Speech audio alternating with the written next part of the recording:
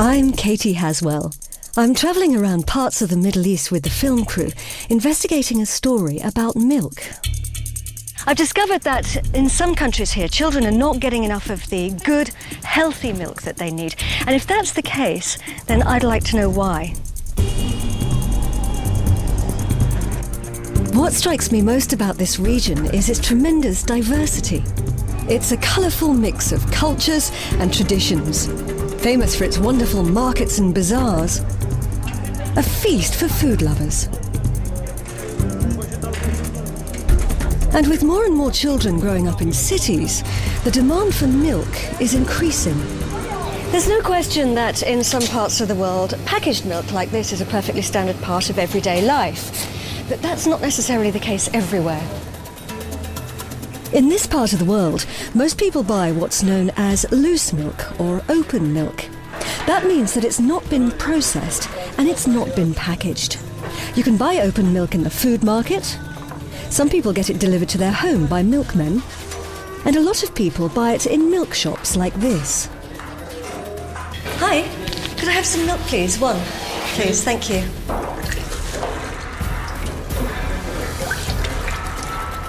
Thank you. Is this good milk? Yeah. Good for the...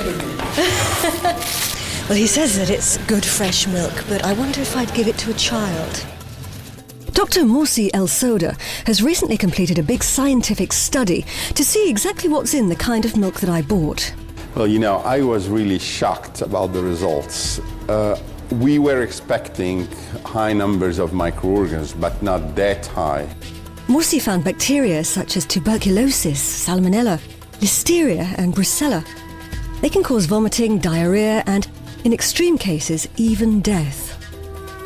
Milk is a very sensitive food. It's very nutritious, so the producer and also the middleman do add chemicals to the milk to stop or delay the growth of microorganisms. So if I buy loose milk at the market, is there anything I can do to make it safe? Well, the only thing you could do would be to boil milk, but boiling milk will only kill the microorganisms that are present in the milk. If the milk has been adulterated with formalin, with caustic soda, with hydrogen peroxide, if it has pesticide residues, all that kind of stuff will remain. Not sure I'd want those chemicals and bacteria in my kitchen. Milk certainly is good for everybody, but it seems that not enough of it is getting to people in a drinkable form. To get the milk from the cow to your kitchen can take a long journey and often in unhygienic conditions. Trucks pick the milk up from all over the countryside and they deliver it here to the shops and markets in the big city. But the quality of the milk must depend also on where it came from. Most of it comes from small farms like this, where for many, techniques have hardly changed for over 100 years. Life can be tough for the small farmer. One solution is to support them and help by coordinating efforts to improve the milk. But if you have animals in a bad condition, the milk quality is not good. And he has to go and get medicines which are in any case very expensive and they're of bad quality, and he wants that the medicines should be given out free so that they should be able to take good care of the animals. One of the biggest problems for many farmers is the small number of animals. So I wonder whether the answer is simply to grow bigger.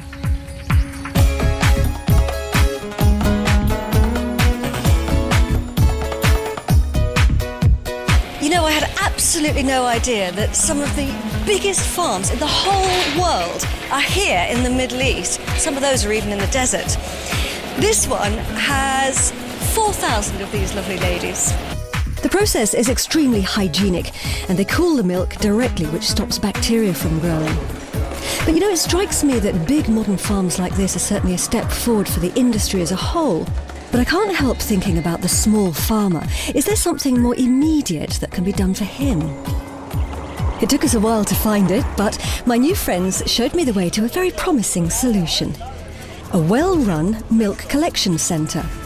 Farmers from all over the area bring their milk here to be delivered to the processing plant. Hygienic centres such as these cool the milk immediately and test it for bacteria. They also play an important role in the farming community.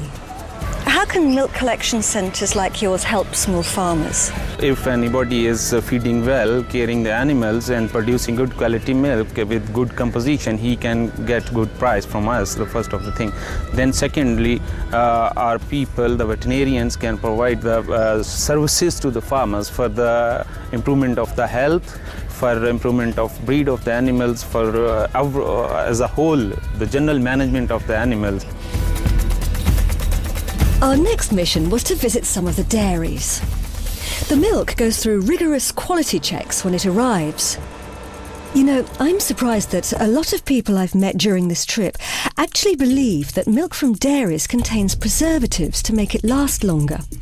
However, in one of the dairies I chatted with Bent, who explained that nothing is added whatsoever.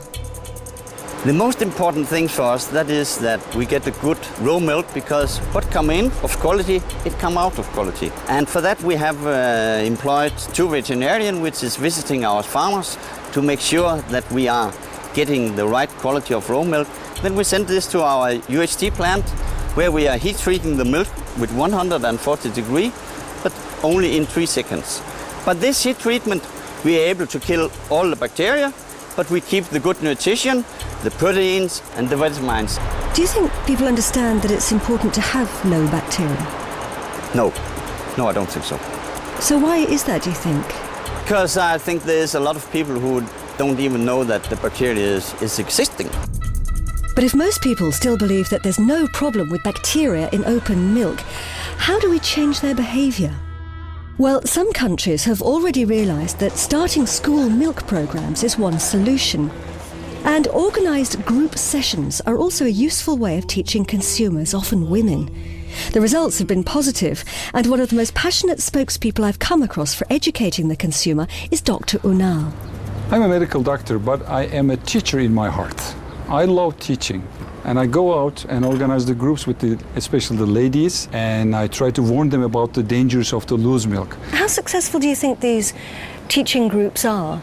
As a teacher, I'm very happy because I got lots of emails, letters, telephone calls from the ladies. And again, it makes me very happy to hear that those ladies are changing their behavior, the bad behavior using loose milk into the good behavior using packed milk.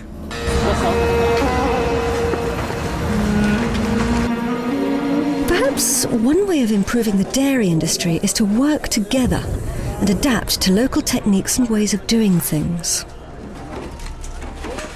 The 2 gentlemen who I met next confirmed to me that it's the working together that's crucial.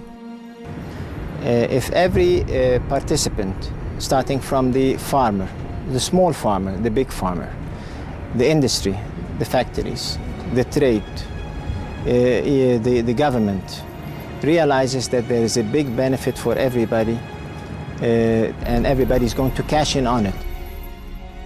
Well, dairy industry overall improves the economic well-being of the nation as a whole. In turn, it also stops migration from rural areas into urban areas, which is a very serious problem in the developing countries. And just to quote you an example, I mean, like, milk is going to be the next oil in the world. So, you know, you can't really sort of play down the importance of milk, which is going to play in the economic development of the countries in the world.